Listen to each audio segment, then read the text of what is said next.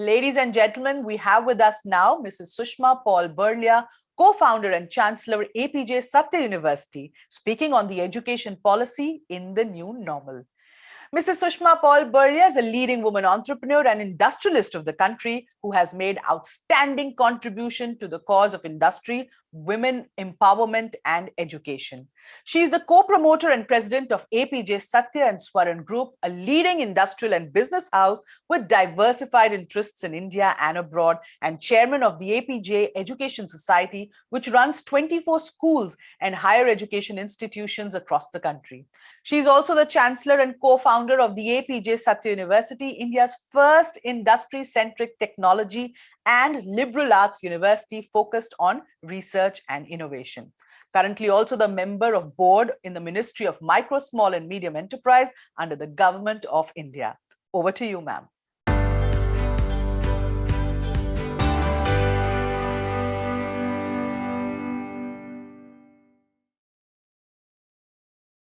Today, eyes are everywhere on education because it has come home to all, I think, not only in terms of how education was impacted during the pandemic, but more importantly, the contribution education can make to the economy and to the world post-pandemic in so very many ways, if done in the right way.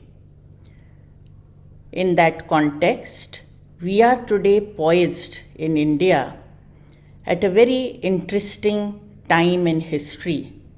I would say a historic moment. For the simple reason that while technology, digitalization, and innovation in higher education has been going on, and I would like to say that at APJ Education, we have in fact been at the spearhead of educational transformation, both at the higher education and the school level. Having said that, I would say that pandemic enabled us to leapfrog at least 5 years ahead.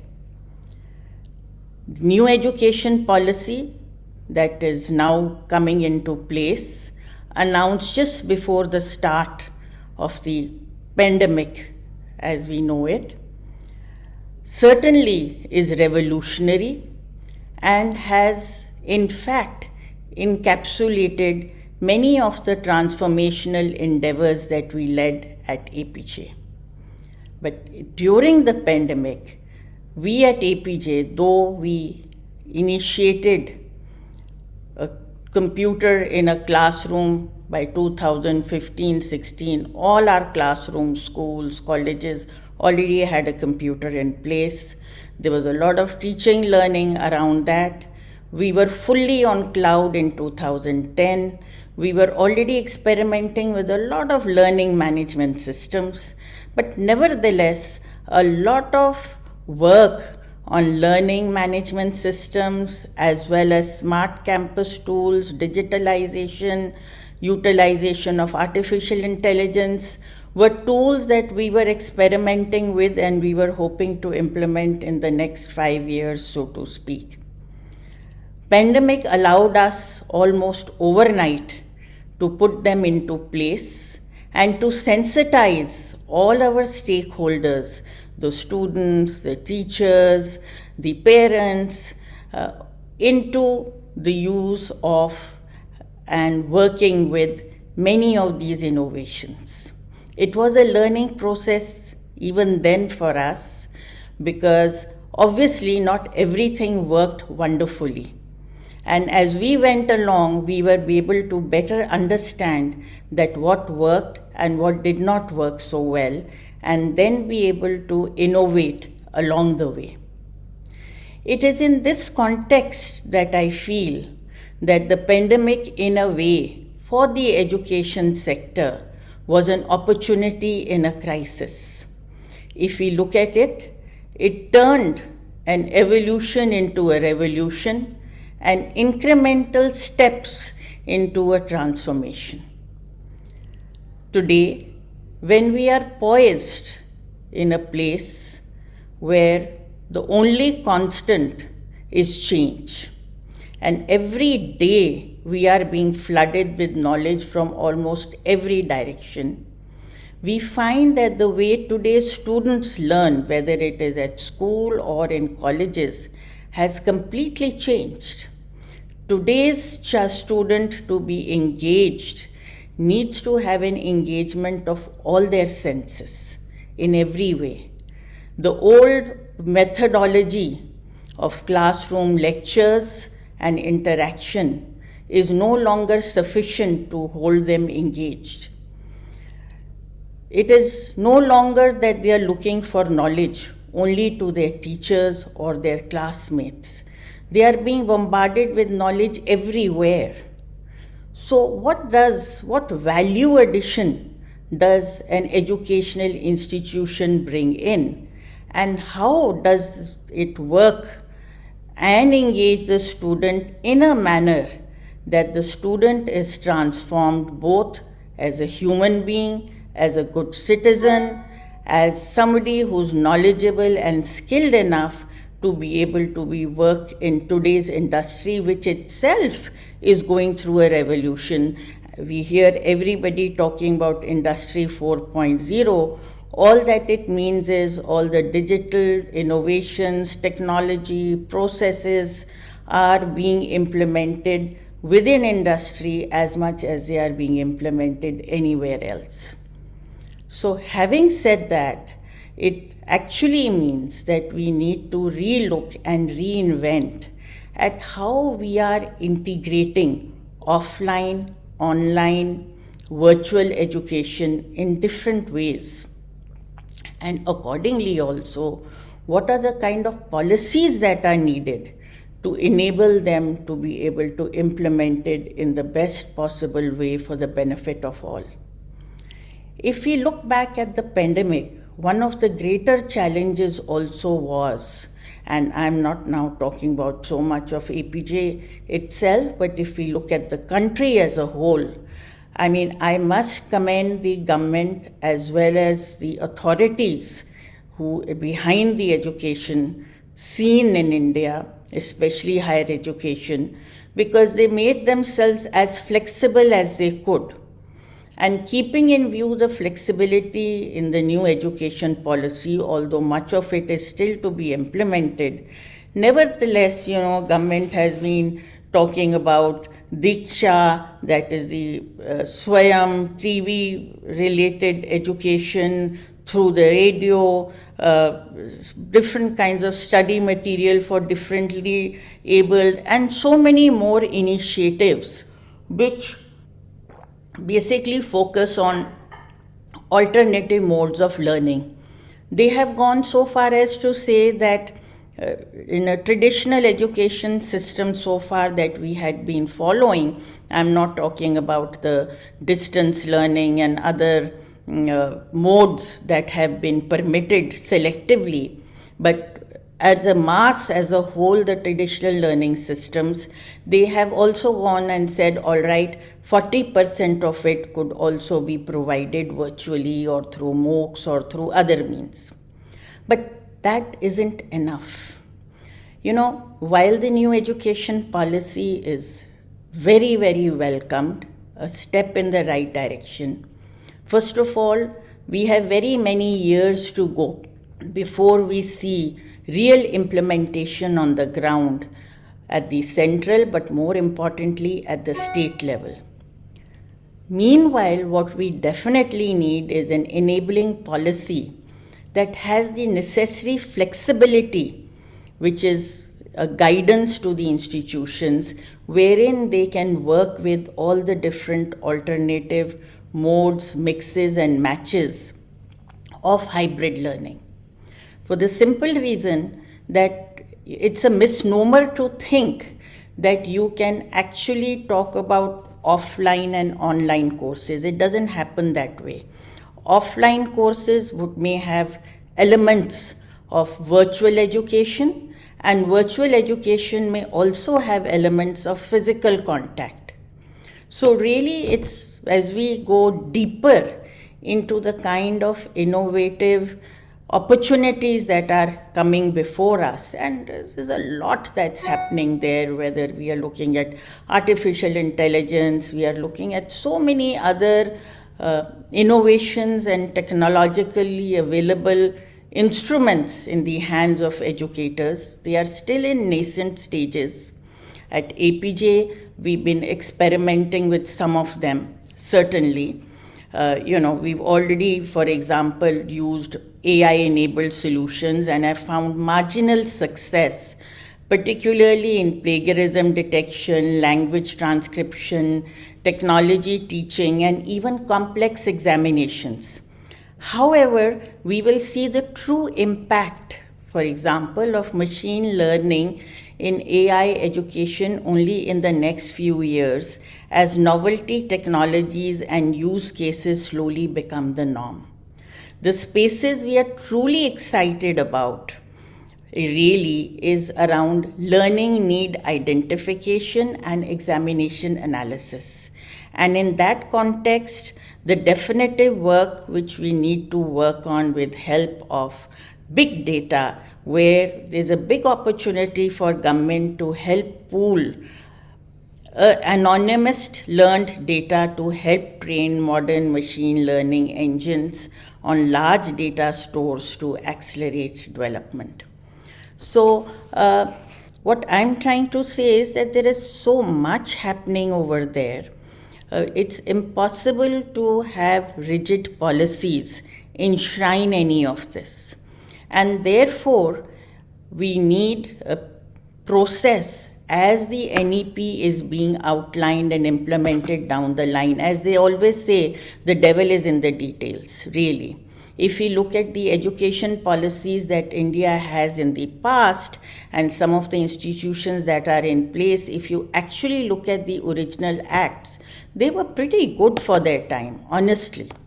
It's just that when it came to actual implementation down the line, somewhere we lost track.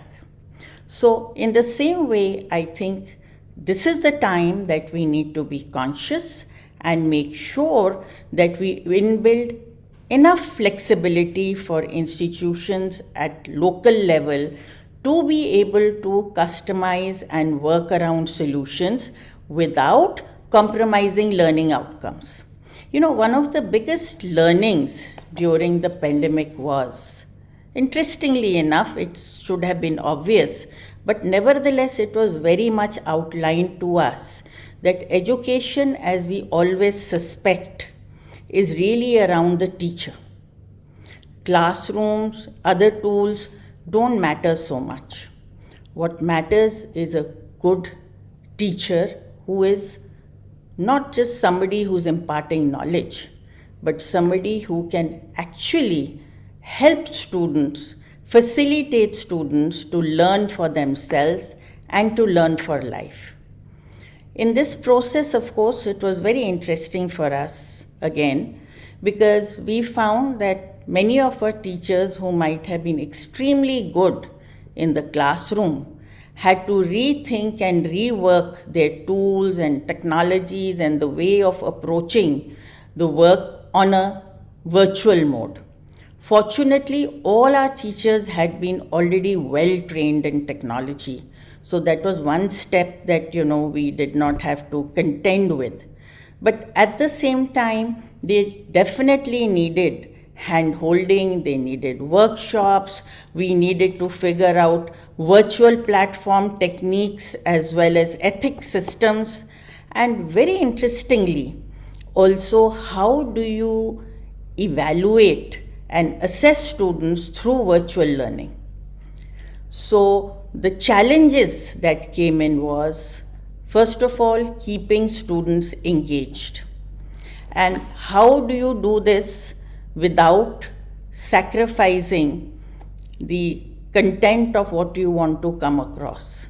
So, of course, the obvious solutions like the flipped classroom, so students coming with material already learned and then being, exposed to higher order thinking, to discussions, to debate, and all sorts of other innovative techniques, breaking into small groups We were also very fortunate because, especially during the lockdown, but also more possible during work from home, and this is something we really think we would love to carry forward, we could actually invite and have with us celebrities, personalities, whether it was in science, in arts, and in various fields of endeavor across the world who could be made available to our students. By the way, this is another thing that one needs to pinpoint on, and that is that, all the time in higher education we have been focusing on physical classrooms, the size of the classrooms, the teacher-student ratio, and all of it.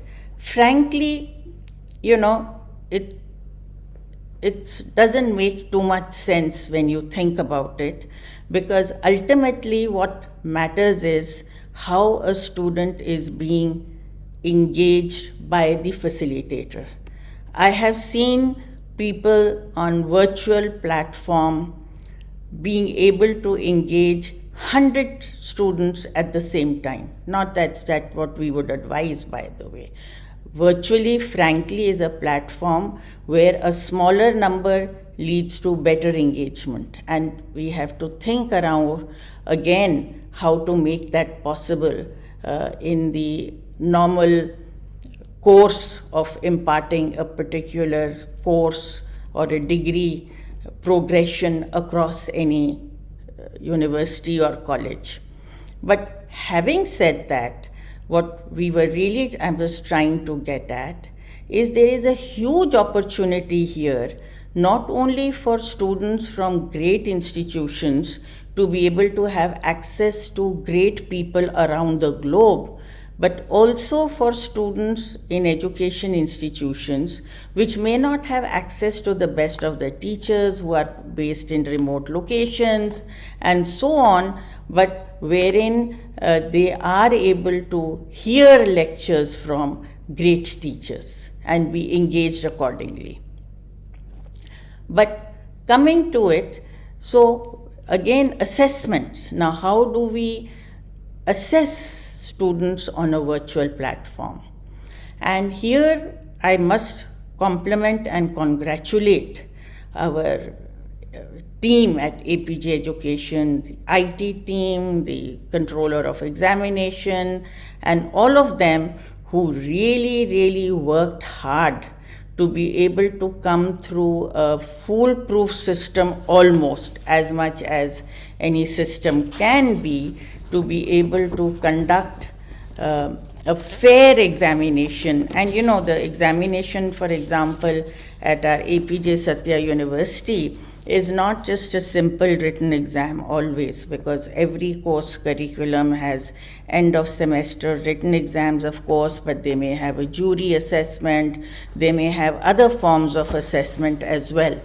So as part of that, however, with the Moodle learning management system that we had, we were able to ensure and restrict many of the exam malpractices, if any, of course, educating our students, and they have been, instilled with the honor system, if you will. But even then, we have to proctor examinations. So extra restrictions, for example, could be put into those settings in the exam setting, where you could lock the student login of concurrent devices, student to be allowed only one device, use of safe exam browser, so the student could only see that particular screen and not be able to switch to or go to other places, use of cameras in a way where the entire room could be kept scanned, a 360-degree scan before and after, verifying the true identity of the test users, freezing and locking screen systems, and so many other systems. I don't intend going into detail into all of those, but which could be employed. One of the greatest challenges, I was beginning to say that, then I started on other things, that we faced were that many of our students ended up also going back to their hometowns during this period. So they were trying to connect through remote locations. There were network problems, there were low bandwidth issues. So all of these also had to be resolved, and certainly I'm happy to say that with Moodle LMS and many of the other systems that we used, which could also work on 2G Edge frameworks and other such, we were able to manage fairly well. Having said that, I think this is again an area where the government can play a great role, because one of the key issues that have cropped up during this time is the sort of the digital divide issue that many have been talking about. And though I don't think it is as stark as we think that it might be, but having said that, there is a case for trying to facilitate very, very low cost devices, as well as making sure that the necessary bandwidths are now made available to nooks and corners of the country. Certainly, we have managed to work many, when I say we, I'm talking about the country as a whole, have managed to work with a lot of devices like using television, using radio, but those are devices which are outdated. And the worst part is that it's one-sided. What's exciting today about the opportunities that are available to education, not just in terms of delivering the best of education in the world, which it is, but the opportunities of using digital and technological advances in a manner where education can be delivered in a very cost-effective way to every nook and corner of this country. And the best of teaching, even if it's not available in that particular institution or in that particular locality, can be brought in through these various modes. And this is really the need of the hour. At APJ, we definitely tried to, during the pandemic especially, we tried to send across copies of our video lectures to many of the institutions who had nothing happening with them. We tried to Zoom and bring in on Zoom and beam through some of our lectures as well as teaching that was happening to the nearby villages in Jalandhar, for example, so that they could have access at least to some of the classes where our own students were relatively, not so much. I'm talking about the specialized classes. So where you have students breaking up into different options, and then you can bring in other students as well. But that was more on an experimental basis and a basis of trying to make a difference when it was most needed. But having said that, there is a big opportunity of being able to bring together public and private educational institutions and the government onto a platform where education could go through, as I said, the nooks and corners of the country. Today, I don't think there is any argument at all that this is the only way to go. If we look at post-pandemic, and that is the note that I want to end in, because I wear the education hat as well as the industry hat. I can clearly say that as far as industry is concerned, we know that there is no going back to yesterday. We've discovered during the pandemic how effective tools there can be of collaboration, of working together, of sharing ideas, even simple things as working on documents together. Oh, I'm not saying all these things were not possible before. It's just that they weren't the norm. They were a handful of people here, there, or maybe some of the tech firms who were doing it. But now we find that practically most industry is using these kind of tools in one form or the other, in any case. And therefore, Anybody who's coming out of the educational institutions anyway needs to be enabled to work in a hybrid environment and be exposed to all of these technologies, and also be able to look at knowledge with one view, no matter where you collect it from, but to be able to collate knowledge, whether it's from the internet, whether it is from the classroom, whether it is from a MOOC class, and then perhaps be able to discuss, debate, apply. There are so many ways of assessing this virtually.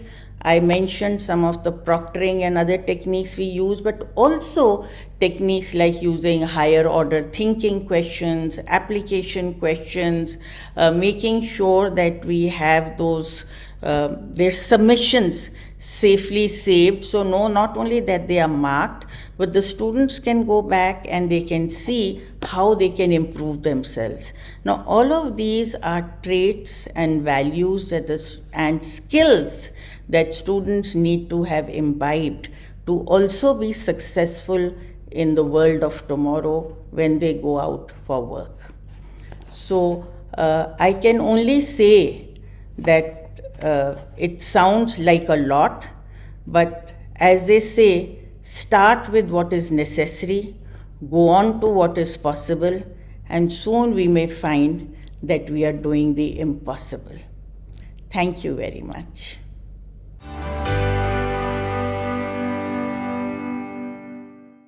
Thank you, Mrs. Burlia, for your wonderful remarks.